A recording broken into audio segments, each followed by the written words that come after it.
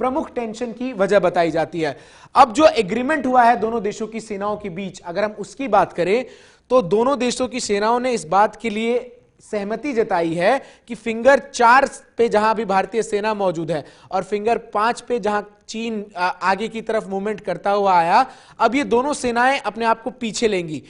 जो फिंगर 4 आप अपने टेलीविजन स्क्रीन पर देख रहे हैं वो भारतीय क्षेत्र है, ये भारत की जमीन है। लेकिन अब जो समझौता देश की सरकार ने किया है, विपक्ष ये कह रहा है कि भारत जो है वो 4 से 3 पर आ रहा है और उसने ये जो 4 बेस है, फिंगर पॉइंट 4 जो है उसमें उसने चीन को खुली छूट दे दी है। यानी इसको आप ऐसे भी समझ सकते हैं कि विस्तारवादी चीन जब अपने मंसूबों को आगे बढ़ाएगा तो शायद ऐसा हो सकता है कि वो 5 पर अभी जो यथास्थिति का आने की कोशिश कर रहा था वो फिर शायद 4 पर आ जाए।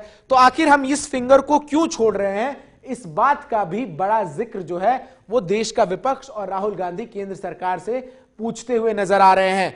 चीन का बेस कैंप आप देख सकते हैं फिंगर 8 से बहुत पीछे है, लेकिन चीन लगातार किस तरीके से समय समय पर आगे आता रहा है और चीन की जो स्ट्रैटेजी रही है कि चीन 4 कदम आगे चढ़ता है और 2 कदम पीछे चलता है।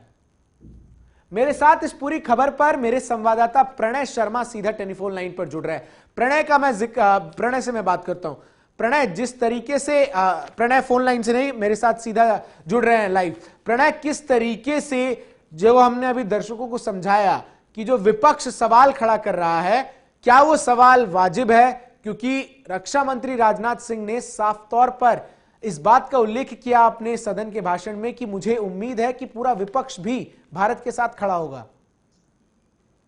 देखिए चंदन, इस पूरे मसले को लेकर 2 बातें बहुत महत्वपूर्ण है। पहली बात ये कि लगातार जी प्रणय इससे दोबारा जुड़ने की कोशिश करेंगे, लेकिन हमने आपको ग्राफिक्स के माध्यम से यथास्थिति समझाई कि आखिर राहुल गांधी समेत जो विपक्ष है वो किन चीजों को लेकर प्रश्न उठा रहा है। क्योंकि चीन की हमेशा से ये रणनीति रही है कि चीन 4 कदम आगे चलेगा और 2 कदम पीछे जाता है। चीन की स्ट्रैटेजिक जो इंटरेस्ट की पॉलिसी है वो ये कहती है कि जब भी हम किसी दूसरी देश की जमीन पर आगे बढ़ते हैं तो हम 4 कदम आगे लेंगे ताकि जो टकराव की स्थिति उत्पन्न हो और फिर जब समझौते की बात आए तो हम 2 कदम पीछे हम भी ले और 2 कदम पीछे वो देश भी ले। तो सवाल तमाम जो रक्षा विशेषज्ञ हैं वो भी पूछ रहे हैं कि आखिर डेप्सोंग की क्या स्थिति है, क्योंकि डेप्सोंग में ये जाहिर है कि चीन जो है वो थोड़ा पीछे भारत की सीमा तक आया है, उसको लेकर क्या स्थिति है, इस बात का भी जवाब जो है राहुल गांधी केंद्र सरकार से मांगते हुए नजर आए। साफ तौर पर कड़े लहजों में उन्होंने कहा कि पीएम ने देश की पवित्र जमीन चीन को क्यों दे दी और आखिर प्रधानमंत्री ने चीन के सामने सर क्यों झुका लिया, इस बात का भी उल्लेख जो है राहुल गांधी ने किया है। ऐसे में सवाल जो है वो लगातार उठने लाजमी है और इन सवालों के बीच केंद्र सरकार ने स्पष्ट किया है कि हम जो है अपनी 1 इंच भी जमीन चीन को नहीं देंगे और इसी को लेकर यह समझौता हुआ है। कमांडर स्तर की बातचीत हालांकि दोनों देशों के बीच अभी भी होनी है।